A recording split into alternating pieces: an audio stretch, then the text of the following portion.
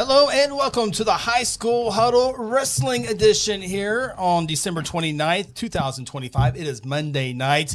Christmas break is behind us, so we are officially in wrestling season. So glad you're with us here on our first show of the year, along with the three-time All-American Shawn Silvis, the Assistant Director for Oklahoma Secondary Schools Activities Association, Mr. Wes Ruth. Thank you for joining us. Thank you for having me today, Chris. Our special guest. He won't be with us every week, so we're starting off the show with the bang. Of course, we'll see how this goes. We'll see how it goes. Yeah, and of course, you guys need me to. Of course, Phil Nichols. I'm Chris Evans. We're so glad you're with us here. We're going to do this every Monday night, 6 o'clock throughout the entire season. We'll take you all the way through the dual state tournament and the big state tournament inside the OG&E Coliseum. We'll talk with Wes about that and a whole lot more. So the great thing about this show is your comments. Put your comments down into the in the comment section. Glad to put them on the screen. If you have a question, a comment, glad to talk high school wrestling with you. And excited about this, guys. Of course, if you followed the football season, we're going to try to mirror the same thing, give our student athletes in the wrestling the platform they deserve. Yeah, I mean, I think, wrestling is one of the fastest growing sports across the nation. It's obviously growing now. Of course, our young ladies have a lot to do with that. It's been an incredible addition, I think, over the last few years, and and I like to see that. I like to see that we all do. But I think wrestling, Shawn, we've talked about this numerous times. I mean, football's tough, basketball's hard. I don't know about the baseball guys. That's pretty simple, right? But I mean, they all have their things, right? But there's nothing tougher than wrestling, I think, in all facets, whether you think about it, 15-year-old kids, 16-year-old kids. My dad used to say, wrestlers are cut different because they're out there basically in their underwear in front of everybody they know, possibly to get their butts whipped, So I think mentally it makes for a much tougher sport than most sports. And then we were talking before we came on the air, it's just a cruel, unforgiving sport. You can – last year we had a young man going for his fourth state title, and a sophomore got him in the finals. So it's just one of those unforgiving sports. Yeah, and it's with the sport of wrestling in particular, I play baseball. It's hard if you don't have the skills, right? But if you have the skills, it's a fun sport. Football's a lot that way. If you're fast or you're tall or you can, if you got a good arm, again, it's a fun sport. If you got the skills, wrestling, you can have all the skills in the world and it may not matter at all. Yeah. It's really a sport where, individuals have to, in real time, figure out where they're at. Yeah. Did I train hard enough? Did I eat right? Did I do things right? And if the answer is no, well, you find out in a really harsh way, and then you get to go back home, see what you can fix, and see if you fixed it right, do it again. And it's an everyday figuring out where you're at. But what's so great about it is a character development. If you can figure out how to be successful at wrestling, you can figure out how to be successful at anything. Well, and we've talked about this before. Wrestling's also one of those sports, usually within the first 10 to 15 seconds when you lock up with somebody, if you're on the mat, one of the two guys on the mat, you have a pretty good idea. You know where you're at. You kind of know where you're at. You kind of know where you're at pretty quick. You're like, oh, okay. Yeah. Well, Wes, I want to first off thank you for being here and glad to be here. Kind of get a little bit of background. Of course, you're Ardmore boy and wrestled at UCO at the same time. Wrestle with Shawn right here. It was great. He was a person that I looked up to and got to watch wrestle and watch train and things like that. And he was very skilled, helped me in the wrestling room as well. And it was nice to be able to be a teammate with Shawn. And then now I get to sit here at the show with him and we get to stay connected. And it's pretty great. Now, were you guys on the national championship team together? We were on a couple of, I would say. Were you 03? I was on the 03 team. Yeah. Listen, on the team, I broke my ankle and I was just a body is what it turned into. Next year, your senior year, we unfortunately didn't come away with the title. And then my senior year in 2007, which Shawn was a coach on staff with a bunch of those guys at some point, and we were fortunate enough to win a title then in 2007 as well. So you and Shawn have met? Plenty. Plenty. Been on buses and done it all together. That's awesome. Wes, how long have you been with the OSSAA now? So this is year number 4 for me. Number 4. Yes, sir. Wow. Of course, you had some background in principal and other schools and coach. What's some of the things that you didn't see coming when you took that job that you? Oh, some of the things I didn't see coming. Yeah. As an outsider, now that you're on the inside. I didn't have a good grasp on how the process worked as far as rule changes work, how other sports affect other sports. I didn't have a good grasp on those things. I also didn't have a really good grasp on just exactly how it worked and how much service we have for our member schools and things like that, and how much we work for them, and a lot more clear picture after 3+ years of the job. And of course, your wrestling duties, that's what you love and do, but you've picked up other sports as well. Absolutely. And, doing the things I've gotten to do, I never covered swimming. I never covered a bunch of stuff, but now I love going swimming. But another sport is volleyball, which you're a part of now. Volleyball is a really fast growing sport. We continue to add teams there as well as soccer. So as a general rule in the office, you have a fall, a winter, and a spring sport. Mine just so happens to be volleyball, wrestling, soccer. There are some other duties. So I handle all foreign exchange paperwork for anybody that wants eligibility through foreign exchange. And for the first time this year, I actually have a piece of the alphabet. So I handle a certain part of eligibility for the people, for the schools in my part of the alphabet, which is N through R. That has been a challenge, but also really great because I've been able to get a really good understanding of eligibility. But that is one of the biggest things, if not the biggest thing we do. What's the word I use? Polarizing. Polarizing. The most polarizing thing that we do in the office for sure. And everyone gets to see you at the state tournament. That's the fun day. That's the day that, I think I most of the time. I enjoy championships as long as everything's going smooth. But with that being said, there's so much day-to-day stuff behind those championship events. For sure. We depend a lot on our member schools whenever we're hosting those championship events, whether it's regionals, whether it's districts, or whether it is dual state. That's being hosted at Tulsa Union this year. I depend heavily on the Tulsa Union athletic department as well as their wrestling program to be able to make it a great event. Couldn't do without him. And then when you work with the OG&E Coliseum and the fairgrounds, we depend on them heavily as well. So, previous dual states was in the Enid area. Now it's going to the UMAC this year. Yes. So one of the things that led to that is a couple of years ago, the advisory committee. So each sport has an advisory committee made up of coaches that are elected through their own coaches association. So the Oklahoma Coaches Association has branches. The OWC is the Wrestling Coaches Association. One of the things that the coaches wanted to do is change our district duels to be a one-day event and change our dual state to be a one-day event. One of the things they didn't like is the extra day of weigh-in. A lot of times they would weigh kids in, wrestle one match, and then be done for the day. They don't want to have the kids weigh in 2 days in a row. They would like to limit the weigh-ins toward the end of the year, so they said let's do districts in one day and do dual state in one day.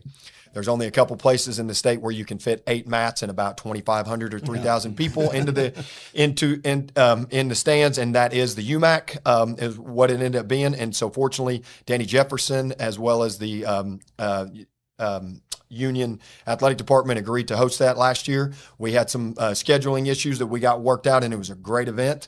And this year, we are prepared and ready to go, and those scheduling issues don't exist, and they're ready to rock. And it was a fantastic event. You're watching 2 classes in the quarters, and then another 2 classes in the quarters, then all 8 semifinals all at once, and then all 4 championships at once. It's fantastic. Yeah, dual states on February 14th. I know wrestling moms really, really well, so they don't really care about the Valentine's Day. But was that a factor in what day to have dual state? Never. Okay.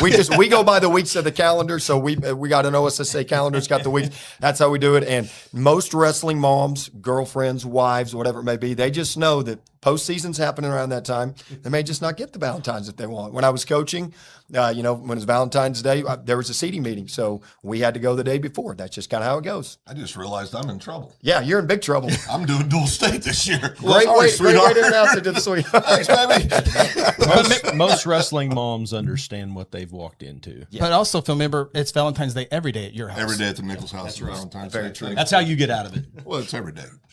It's a heavy burden to carry.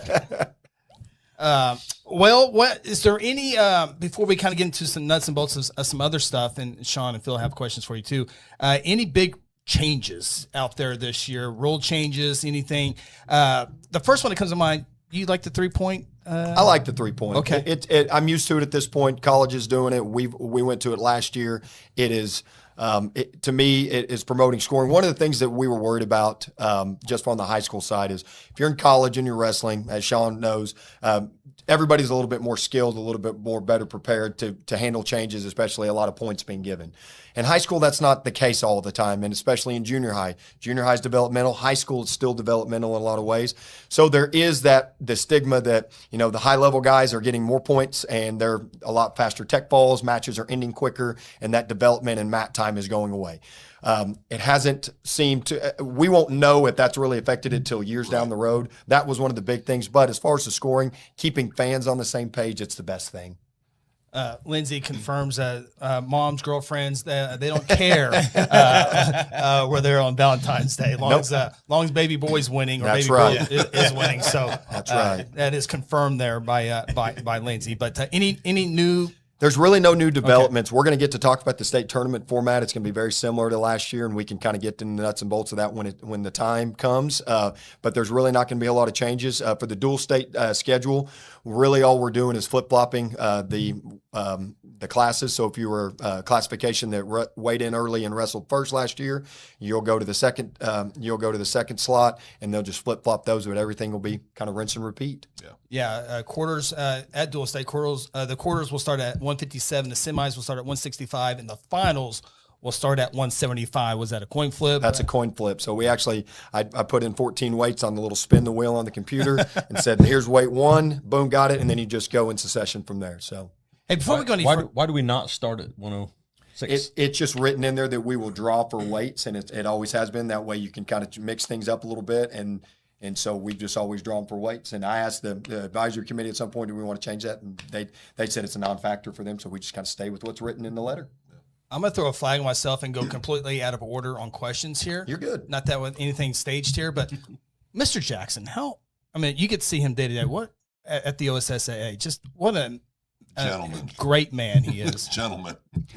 The best quote I heard, and it was from somebody that sat in this chair before me, is that no matter what the decisions that are made inside of that office, whether you like, dislike, agree, disagree, there's not a person that could sit and say that Mr. Jackson is not a great, great man. Yeah. And he's been a fantastic boss for me. He's been a great mentor, treats me with a lot of respect. He takes my sports very serious, just like he does everybody in the office. But he does a really good job of helping where needed, but not inserting himself into places. He trusts us to do the job, and he's been a fantastic person to work with and just be around daily. It's just when you see him, you just got to respect. I mean, it's just. Well, my dad told me when I was a little boy, the best compliment you can give another man is to say he's a good man. Yeah. And he is genuinely a good man. He works so hard for the kids and for the schools across the state of Oklahoma, wants everybody to be treated fairly, wants things to be. And listen, it's an impossible job, guys. Yeah. I mean, but boy, it makes it a lot easier when you have a guy that's cut from the cloth like he is. And to be quite frank, everybody I've met at the OSSAA, there's a culture in every organization, and I think that's the culture that's been built throughout it. So. You talked about a little bit there, Wes, and this is your 4th year doing it, and there's going to be people who don't agree with everything that you do. I don't know how many schools are wrestling nowadays, but if there's 100 of them. About 178. 178. There's 178 agendas that we want. Correct. And your job is to maybe make 150 happy. Maybe you might make 75 happy. I'd kill for 150. Exactly. Yeah, it just depends on what it is. But through your leadership, you've been a principal, and you go, how do you manage that? You're going to make this group happy. This group is going to be whatever. Some group don't care. Some group are going to be absolutely just upset. Yeah, absolutely. There's no way to make everybody happy. So and actually for personality traits, that's actually a hard thing for me. But for other people in my office, it's not hard at all.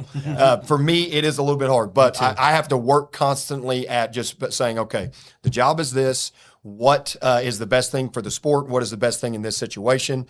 Gather information from people that you trust, have a core group of people, whether that is coaches that you trust that will give you an honest opinion that is not self-serving, as well as people in the office to bounce some ideas, gather the information, and then do what you think is best for the kids and the sport and what is going to be the best thing overall. It's never going to make everybody happy, but if you can put your head on the bed at night, then you're fine. Well, and that should be, at the end of the day, it's about the kids. Yes. It's not about any of us old people. It's about the kids, making sure that they have a good experience. And like you said, I've always thought the OSSAA is there to protect the integrity of whatever sport they're representing, whatever event that is. Yes. Protect the integrity of the sport itself and promote the kids. The whole reason why we started this show is we want to promote the kids and the programs and make it better in the state of Oklahoma. So when the organization started, my understanding way back when, it was a basketball organization, but it was essentially to govern and create championships for schools and kids. Yeah. And it's obviously evolved into a lot of different things, but at its core, it is to provide championship and opportunities for kids. Yeah. How's the transfer world look in wrestling? I know basketball. There's a lot in basketball. We've seen a lot in football. There's plenty in wrestling too. Plenty in wrestling. There's Okay. plenty in it is not immune to those things. I would say of my 3 sports, it is the most. It's probably got the most movement. And it looks about like it did last year. You know, we were in year 1 of the new transfer rule, which if you guys would like for me to kind of go in depth on that a little bit. So previously when I first got to the office and I wasn't handling eligibility, it was either 5 to 7 different criteria that you could gain eligibility. There was return to home, meaning that if I live in school district A and as a freshman established in school district B, I've got a free return back to school district A where I reside. There was a move amongst divorced parents. There was compelled. There were a lot of different factors. We'd heard a lot of information from legislators. We'd heard a lot of information from people outside of our organization as well as people inside of our organization that maybe it's time that we look at lightening our rules as far as eligibility. So what we went to for the 2024-2025 school year was a one-time free transfer, meaning that no matter where I live, I can establish as a 9th grader at any school that makes me a legal student, and then I get a one-time free change of schools to another school, essentially participating in 2 high schools during your career without penalty. Now, stipulations are you have to continue to reside with the person you established with, there's a few other things that come along with that. But since then, we have processed a lot of waivers, and a lot of kids are they're exercising their right to go and choose another school that they feel is best for them. You know, you always hear about the ones that are denied. Correct. You know, when this happened during football, we took a hard look at that, and it was a ridiculous amount percentage-wise. I don't remember, Chris. Maybe Upper 90s. It was upper 90%. I've got the stats for you if you want it. Yeah, I would love it. Early in the process, when you go mid-year, we were somewhere around 97% because everybody's coming in and exercising that, and so it's easy. As we've gone through the semester, we've gotten a lot more different situations. So we processed around 1,500 waivers and are approving them at above 90%. 1,500? 1,500, and that is just this semester. 1,500 kids have had an opportunity, and 1,500 kids have applied roughly, and above 90% are being approved. And the filing period is in the summertime, which is usually your time to kind of relax. But that's now your new busy season. It has changed how we do business in the office as well as how schools are doing business. Yeah. Unfortunately, I say unfortunately, it's just adjustments, and now it'll become the new norm. But yes, in June 1st is when the OSD allows you to start changing schools and applying for schools, and so schools can now start accepting and then starting to process those waivers. It's a hard thing for an old guy like me to get my arms around. We've talked about this with other sports. Luckily, I never experienced this, but I could be on a 0 for 10 football team, for example, and be a great player, and there was absolutely zero chance that I would want to leave my friends and go play somewhere else. It's just such a different time. Now, that's not saying my time's right and their time's wrong. It's just completely different. It's such a foreign concept to me.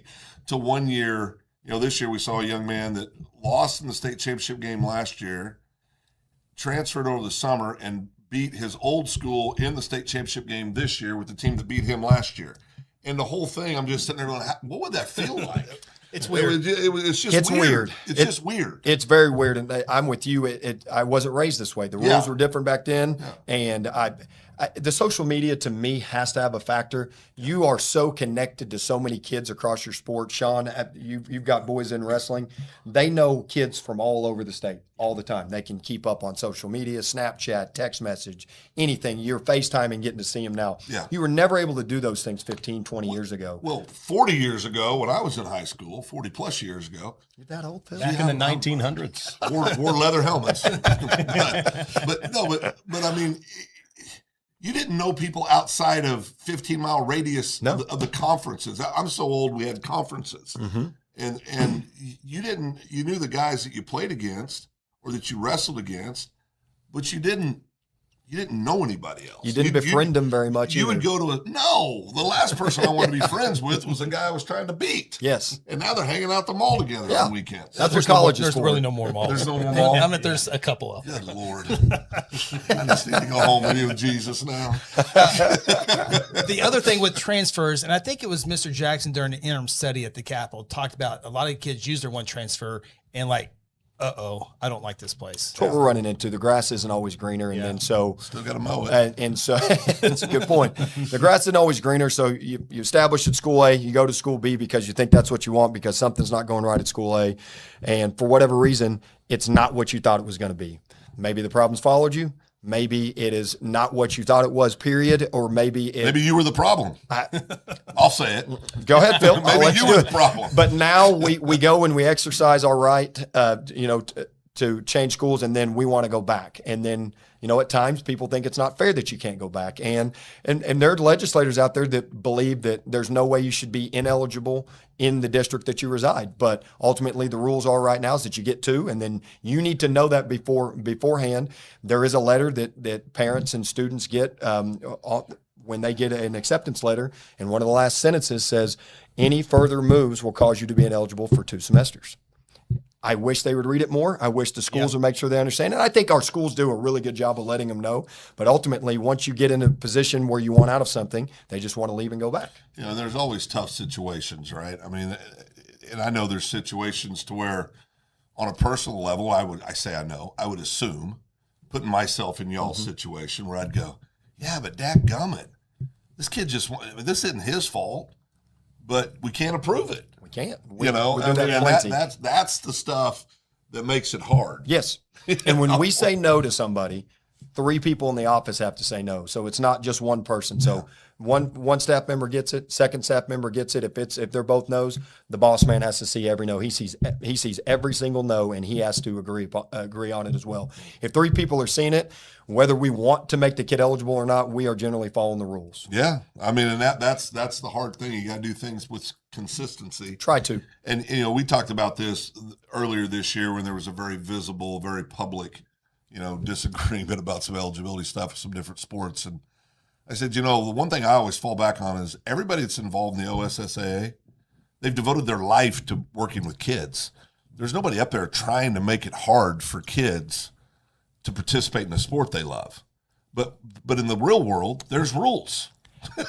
Well, 97% of 1,500 applicants. I mean, there's rules. Yeah. I mean, it's hard. It's difficult, and like I said, it's the most polarizing thing we do. Yeah, but it's really since we got through the initial surge, it's been the least amount of time I've spent on things, which is great because all the other stuff is a lot more fun. Yeah, no doubt. Speaking with OSSAA Assistant Director, Mr. Wes Ruth, appreciate him joining us on the first show of the High School Huddle Wrestling Edition here. The other big thing, girls wrestling has exploded. One of the fastest growing sports in Oklahoma, in the country. Yeah. And the numbers get more and more and more. Not quite to the district or to the dual state quite yet. I think we're getting closer, right? Getting much closer. Much closer. We're looking for a lot more participation, so we want to see those full lineups that people are, fielding at least double digit, if not more. We don't want to see a dual state product where we've got forfeits and things like that a bunch. And I'm not saying we don't see that in the boys, but as a general rule, the boys have been around for years and years and years, and those dual state teams are fielding. They have a minimum or a maximum they can weigh in at 25, but they're showing up with every weight loaded up for the most part, and that's the best product. And when the girls get to there, they're going to have their opportunity as well. It's always interesting. I was looking at rankings today. McLeod girls 5A. I mean, most sports are 2A, 3A, but 5A in wrestling and pretty darn good too. They are good. They are good. Yeah. Coach Winters does a great job down there. I know they've got a new coach this year as well, but McLeod has done a very, very good job at not only promoting girls wrestling, but just being a staple. Yeah. I guess the schools, you're starting to see more and more schools add on to their wrestling rooms for girls' locker rooms and girls' mats. It's really picking up at a lot of these schools. Yes.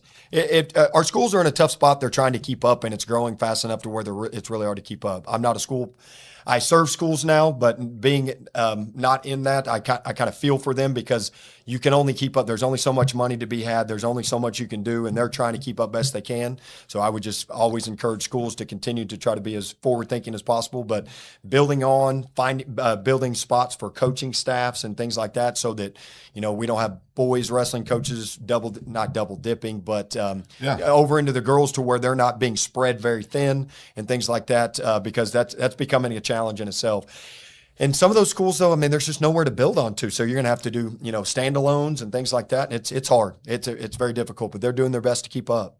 Now, a question that Chris asked me yesterday, he said, how many years until girls get to dual state? He said 1 year, 3 year, 5 years. Not holding your feet to the fire, but with the growth we're seeing, we're going to continue to trap. Don't do it. We're going to continue to look at the numbers. We're going to continue to look at the numbers and see what the growth looks like. So not only just the growth in the girls overall. So my first year, in between year 1 and 2, we had about a 30% growth, which is a lot. Maybe it was 36, I think.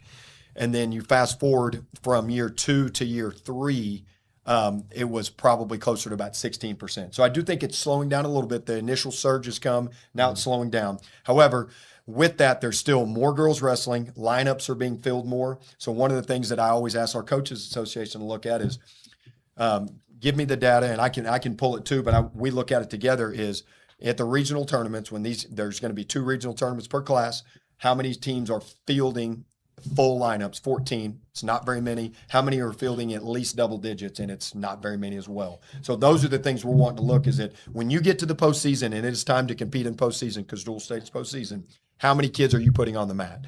If it's 7 to 8 or 9, that's great, but that's not a dual product. If it's 11, 12, 13, 14, and things like that, that is a dual product. If you can get, let's say there's 8 teams that can produce full rosters, is that enough to have a dual state? It isn't just they qualify based because they have a roster, or does it need to be more than that? That's been thrown out as an idea.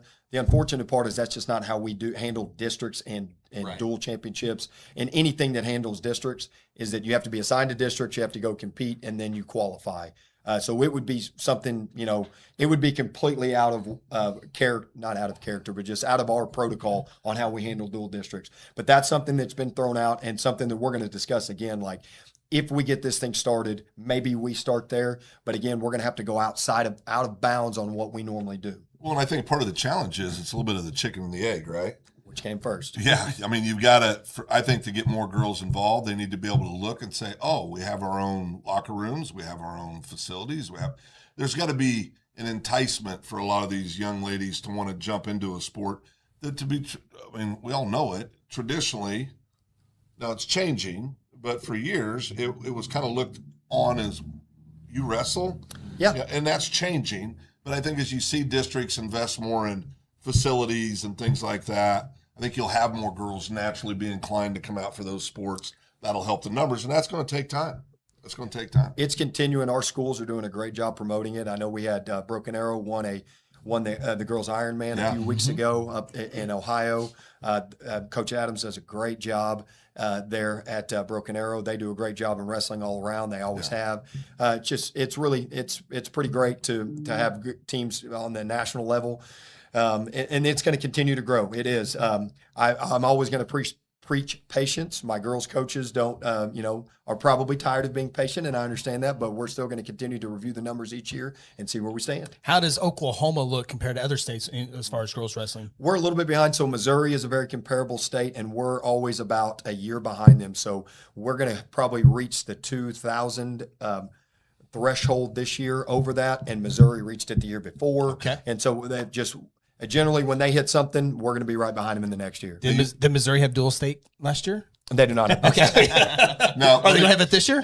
I don't know. I haven't looked that up, but you guys are relentless. They are. Stick with me, buddy. Stick with me. I'm with you, Phil. So like a state like Iowa, where So I didn't mean to cut you off. No. I was a little bit intricate because they actually have an OSSAA boys and an OSSAA girls. Oh, really? For comparison. Okay. So they have different offices running their boys and girls sports, is my understanding. Okay. So they actually have they have a me for boys, And then they have a meet for girls. I've met her, and she's fantastic, and I've actually leaned on her. So they actually start the wrestling season 2 weeks before the boys so that they can finish the season early and allow, because they do have to share coaches. The boys and girls side are sharing coaches still, so they have to collaborate. How many girls in Iowa, do you know? I do not have those numbers off the top of my head. I'm curious. But they have the ability to do those things, which is fantastic. They run a great championship, and so I lean on her when I speak to her in summer meetings and things like that. Try to figure out what they're doing and how they're navigating. It's cool to watch. I know in the town that I lived, it came on. It's just in Guthrie. I mean, the numbers have gotten bigger and bigger, and Shawn can speak to it more. But I think it's fantastic, and I think more girls are getting more courage to go out there. Yeah. And some of them are really darn good. I remember some of those broken arrow girls, even when first year they started, were like, they've been doing this for a long time. You can tell it wasn't the first time. Yeah, obviously having to wrestle guys, but. Yes, it's they're going to continue to grow. It's there's so many more opportunities now in the winter. Before it's either going to swim or play basketball. Now you've got something else to do. Yep. Even if you're a person that maybe isn't a full-time wrestling person, but you want to stay in shape, you want to figure out healthy life skills. Mm-hmm. Wrestling is a great way to do that. 3,700 young ladies in the state of Iowa. Boom, there you go. 3,700. Yeah, and big thank you to Kelly. Thank you, Kelly Kelly lets us know that. So thanks, Kelly. That's what's great about this show, Wes. Is like we'll talk and people will have information and share with us all the time. Right. So man, we can't. That's awesome, Kelly. Thank you for that. So I've got a question. Fire away. Going off the state tournament. Okay. And it's one that I've asked myself, and I've had conversation with other coaches and stuff about. But how come the state tournament has to be a 3-day tournament? Okay. So when I first got there were so the old school state tournament going back to the mid 90s. At one point they changed over they used to have it in Gallagher Hall, and they would wrestle 2 classes on a Thursday night, finish them on a Friday night, and bring in the other 2 classes on Friday, and then finish them on a Saturday. Then at one point they went to the 4 classes all inside of the Fairgrounds Arena, 8 mats laid out, and that was when you were still in high school. Was when I was in high school, and that started about 97. Don't quote me on that, but very close. And it's been the exact same for 20 plus years, really closer to 25 years. We implemented the girls in a pilot year. Then we had the 1 girls class. In my very first year, we had the 1 girls class, and we had 10 mats on the floor so that every classification gets a mat, gets 2 mats, and then you run the tournament as you always have. You start Friday morning, you go through. When we went to a second girls class, there's nowhere to put that 12th mat. So now something has to change, something has to give. And so what we went to was the original, or not original, but we went to the split sessions where we take the small classes, they wrestled in the morning. Big classes wrestle in the evening, and then we bring everybody together for the finals. The information I got, feedback from coaches, is that they wanted the girls to stay with the boys. They wanted everybody to be together for multiple reasons. So Probably mainly coaching, I would assume. A lot of it's coaching. A lot of it is coaches are trying to coach both boys and girls at the same time in different days. Absolutely. And so because you've got those staffs that are shared, it makes sense. So then you keep them together, but there's only so many minutes in the day. And I've got a big formula. The ladies who work track wrestling, as well as some other wrestling people that help with my event, gave me this formula. I plug it in. Here's how many matches we have. Here's how long it's going to take to wrestle this round. Right. There's only so many minutes in the day. So when you add 2 more classifications and that many more matches, that many more athletes, there's nowhere to go. So what do? We've got to go to a 3-day. We went to the 3-day with the split sessions. People didn't like it. I understood. Arena felt empty. They also don't like everybody weighing in 3 days in a row. So we went to last year in year 3 was that we would do wrestle-ins only on Thursday night, and they're the only ones who would weigh in. So now if you are, you don't have to weigh in 3 days in a row unless you are 4th or 5th place person. And then so we figure out who's going to come in those matches. The other person's out, and now we have an 8-person bracket, and we're back to the old school wrestling an 8-person bracket without the wrestle-ins. And wrestling that in a 2-day format and finishing up on Saturday night. So there's just no way to do it. You can't get 12 mats down, which is also why I changed to what we would call the popcorn system, where you're getting called to a specific mat instead of being or a random mat instead of being assigned to your 2. So everybody knew where to sit. As you remember the state tournament, which I miss. I loved everybody comes in and everybody sits in their corner. It's the 6A corner, it's the 5A corner. Perry and Blackwell over here and Tuttle and everybody over here. It's great. It only gets rowdy when everybody gets together. That's right. That's right. And so we've made some changes for this next coming year as well. So instead of making it long way, which I wish I would have had a little bit more forethought, I can admit that, take that one. We're going to put them in pods, and so that you can sit in one end of the arena and still catch all 4 of your matches instead of being at one end and having to run down to the other end. So we're going to change that around, but other than that, format's going to stay the same.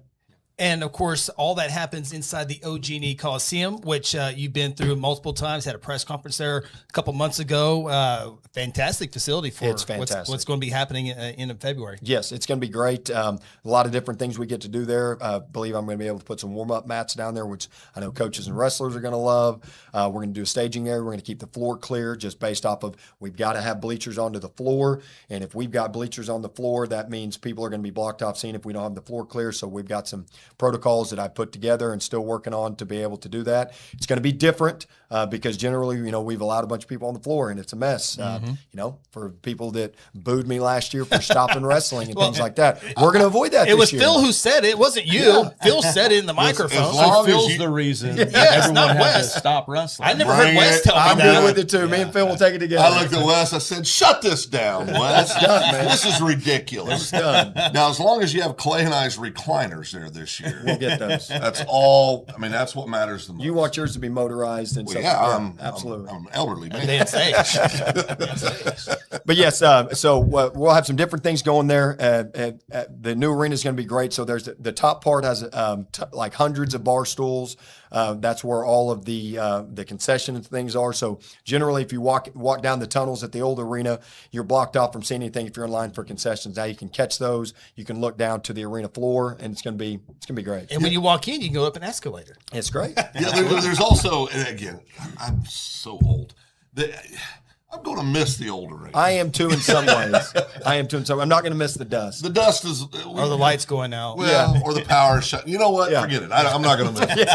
Sorry, never mind. There are things I'll I'm miss. over The it. nostalgia I'm over part it. I'll miss. Everything else, I'm good with new. Yeah, but it is going to be exciting times. Clay and I were talking yesterday. Clay's actually my neighbor. He just lives a few doors down from me. And I was out doing some stuff in the yard yesterday. He pulled over and he said, "Hey, are you going to spend the night on Dual State?" And I said, "Well, yeah." I said, "I'm not going to." And I didn't know it was Valentine's Day. So I factor that in.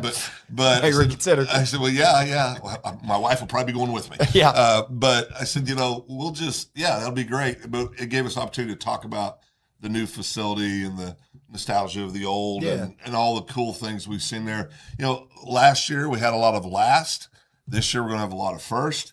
We're going to get to crown potentially some the first in this building 4-timers. Yeah. There's just a lot of cool stuff. And I think there's no fan base like a wrestling fan base. It's None. different. None. It's different. Cut from different cloth. Completely different cloth. I mean, football, somebody yells at each other. Basketball, I kind of go, yeah, but they're okay. Wrestling, you pay attention to that. A little bit. We only got for a few more minutes, but when you were wrestling and people in the stands were like, "Get off your back," did that help you? Can't hear it. You can't hear it. You cannot hear it. I do everything I can to stay quiet, but you just can't. When you got headgear on, you can't hear any of that stuff. That's what every time you hear somebody Stand up. stand up. So, he knows. Super simple. He knows that he needs to stand up. He's trying You as see that hard as he gorilla can. on his Everything back? he can. He's preventing him from standing up. Yeah, it's difficult. The guy on top with goofy ears has something to say. Yeah, he has something to That's say about hammering that. him right now. Yeah. Well, the other part was you can see a lot of student athletes compete at the high school level that go on. I mean, UCO is a powerhouse in wrestling. Yeah. OSU, obviously a powerhouse. It's so cool to see these athletes that you make decisions, and we all get to see move on to these big colleges and some small colleges as well. It's just so cool to watch a lot of D1 stuff and see a kid from Oklahoma. Yeah, it's always fun. I went to the OSU Nebraska duel just a few days ago.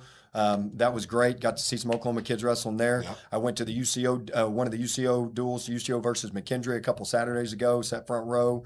Thankful to my alma mater for giving me some good seats, and got to watch a bunch of Oklahoma kids. Some of the kids were on my junior dual teams and stuff like that I coached before. So I think when I shared this weekend on one of the social medias, and somebody had wrote this article talking about whether you're JUCO, D2, NAIA D3. It doesn't matter. Division I. Wrestling is one of those great equalizers, right? It's one of those great sports that it just doesn't matter. No. You know, I asked Shawn this. I said, "Is there anybody you wrestled when you were in college that you kind of knew?" And he goes, "No, I was always just kind of wrestling against myself." That's probably why he was a 2-time national champion. Correct. Right? Had a different mindset than everybody else, but because I can remember everybody that whipped my butt. I can remember those taking plenty of beatings, plenty of beatings in my lifetime.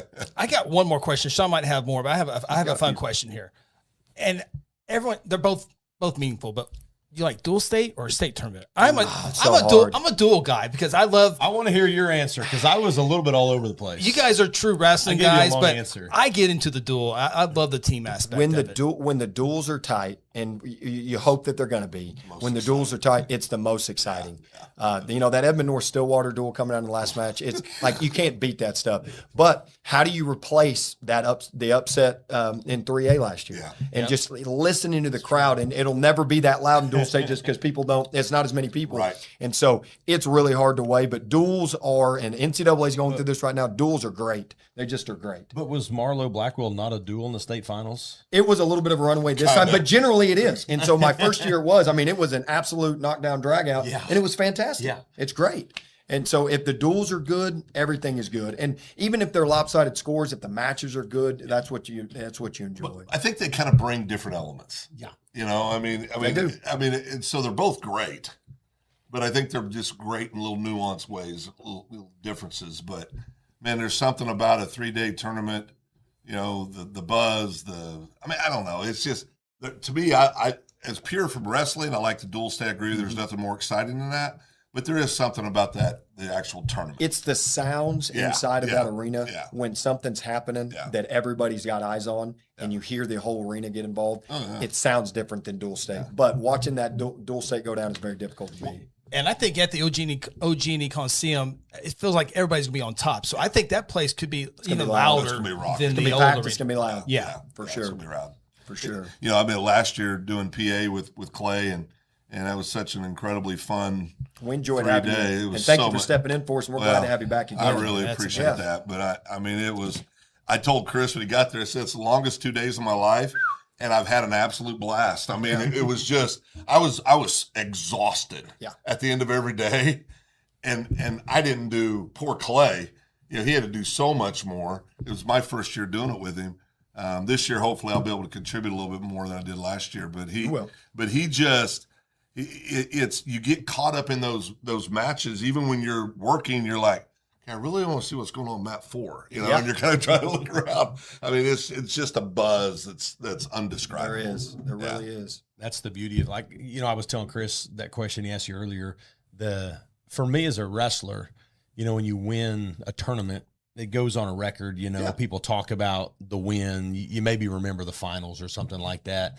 But as a fan, the duels, I was never a wrestling fan until 2 or 3 years ago when I started calling duels. Yeah.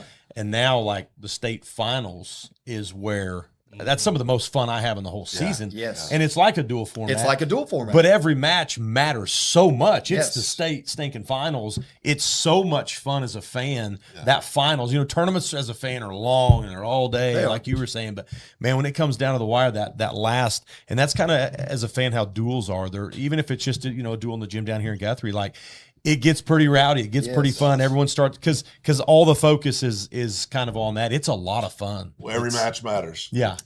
Infantry says the combo works too. Top 3 4-team awards, top 6 8 individuals, except Little Rock High School Colton Invitational 16 matches with 32 teams. Wow. Wow. Nice. Shawn, you got any more hard-hitting questions for? I don't know that they're hard-hitting, just questions I always have. Never mind then. You'll learn, Shawn. No. I got a hard-hitting question for you, Wes. No, I'm ready.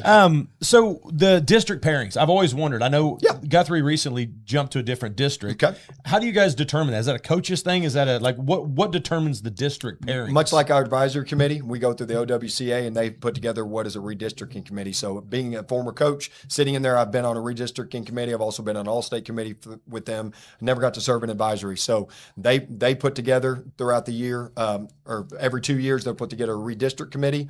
There'll be representation from the east side and the west side of each classification, and then they will do all the research. They've even come up with kind of I won't call it an algorithm, but they've got a formula where they're entering like what they're bringing back the next year and kind of ranking them and then spreading them out. You want to do it as geographically as possible, but that's not always the best thing to make sure you get the most balanced district. So they do their best. And as a general rule, unless I see something that is completely out of bounds, whatever the coaches suggest is what we approve. So the coaches are the ones that, Yes, coaches that are are on the redistricting committee. That is correct. I got you. Yes, Yeah. that is our coaches, and they're putting it together.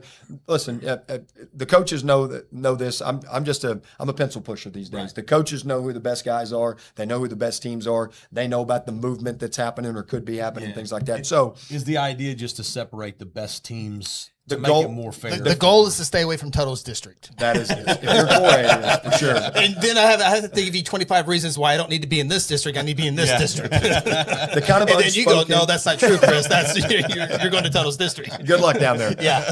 The kind of unspoken is the west side has districts 1, 2, 3, 4, and the east side has districts 5, 6, 7, 8. And you want your best. Your best is in district 1, best second best west side district 2, so on and so forth. And you work their way through. Now sometimes the east can come over to the west, and the west can go to the east. Just depends. And as long as they're trying to separate, the best idea is to find your best 8 teams and make sure they're all in a different district. Yeah. In some way, shape, or form to make sure that you can hopefully get your best 8 teams to the. And it's every 2 years. Every 2 years, yes. And then wrestling, I know softball. They once the regionals are done, they reseed them. Do they reseed in wrestling? Or is District 1 match up with District 8? So we do seed. So we do it similar to volleyball. So what we'll do is we have a seeding criteria. One is going to be obviously head to head. So if I think I'm the 1 seed, but I've taken a loss to this other team over here, that team's going to go in front of me in a dual setting. Number 2 is going to be record against common opponent. A lot of times that data isn't there. And then number 3, and what it generally falls to, it's going to be final 3 rankings. So it used to be Final 5. We moved that to Final 3. So there are these Final 3 rankings plus the 8 dual district champions are going to vote at the end as well. And then all those points are going to go in, and that's going to basically give you a 1 through 8 ranking. Gotcha. And then if we can't figure it out in the first 2 criteria, we go there. 4th criteria is going to be placement in tournaments after January 1st. And then 5th is a coach's vote. Something we implemented last year is that we seed all the tournaments. Used to be just the person in my office, me, and the person before me would sit down and they'd go through the information and do it themselves. Mm-hmm. I found that we need to get coaches involved, and they need to know what's going on. And as far as voting is concerned, so we do a Zoom seating meeting with the head coaches for every classification. We make sure that we're on the same page, even if we don't disagree, that we're following the protocol, and then we seed it and we're good to go. Awesome. Very good. And that's the seating for district. That's the seeding for dual state. Cool. Once you've won your district, now we're going to seed you for the dual state tournament. Now, what's the difference between that and how regionals is determined? Like for what teams go to the regional tournament for big state? Regionals is going to be based on a lot of different factors. Number 1 is going to be the ranking. So we look at the Final 5 for regionals, the ranking all year, and you want to be able to separate. So I'm sitting here looking right now. Edmond, North, and Stillwater are ranked 1 and 2 and 6A. The idea is going to be separate those guys, okay? Unless you just absolutely cannot.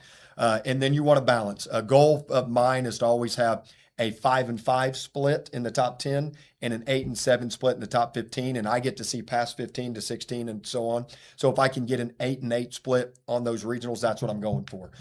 Now, what happens is if the rankings are not accurate, if coaches are not doing their best job, or if they are not doing their research, whatever it may be, if they're being negligent in in their rankings and things like that, it's going to affect us because number 10 could actually be the number 6 team, and that's really going to affect where they go and how they're separated. Right. We have to not have to, but we try to, for our school's sake, take geographics into play as well, because I don't need Bixby traveling down the highway passing Mustang going to a different district. What's the point of that? Yeah. But at some point, if you want to have the most balanced regionals, that may have to happen. Right. We just try to avoid it if we can, and just all those different factors come into play. Something that people have always wondered and it doesn't come into play is we don't look at individuals. That was going to be a question I had. We don't look at individuals. So there may be the chance where the 3 best kids in the weight are all in the same regional. Yeah. Well, good news is they're going to separate from each other at the state tournament for the most part. So you just go from there. They can figure it out. They can figure it out. Yep. But the regional seedings comes down to teams. It's going to come down to teams, and it's going to come down to those coaches' rankings, which is why it's really important for those coaches to rank every week and do their homework. Yeah. So So it look weird if I ranked Stillwater number 7 in my rankings. It would look odd. Okay. Based on what I'm seeing here, I haven't looked that closely at them so far. Based on what I'm seeing here, it would look really odd. Okay. I think Tuttle. I think Tuttle's pretty good 3-team. There you go. 4A 3 rankings. spot. 3 spot. Yeah, Three I think spot. so. Yep. So, well, Wes, man, we appreciate. We sir. spent 50 minutes with this. Is That was more than great. we ever thought. But man, we appreciate you in studio for our first show. Again, we're going to do this every Monday night. Not with Wes, but hopefully we'll have him on maybe one I'll more be time watching before, every Monday before the night. season. There you So go. For sure. appreciate you stopping by Yep. and talking your head off there for a little bit. Hey, But, I'm good. it's I'm good. awesome. I like talking wrestling. I love anything we can do to promote the sport. I thank you guys for even putting this together. And again, just to be able to promote the sport, get information out. And then if I get to come back next month or something like that, I'd be glad to sit down and love talk Absolutely. shop again. We'd love it. All right. Shawn, thanks for reaching out, man. Wes Ruth of the OSSAA, Assistant Director of Wrestling, Volleyball, Soccer. That's right, soccer. Did you know anything about soccer before coming to the Not OSSAA? much. Okay, Not me neither. much. That's why we're friends. You probably teach me some things about soccer. I'm learning so. a lot. I'm learning a lot. That's for sure. All right, we're going to take a break, come back, and we'll start talking about some of the teams and wrestlers this year here on the High School Huddle. Back after this.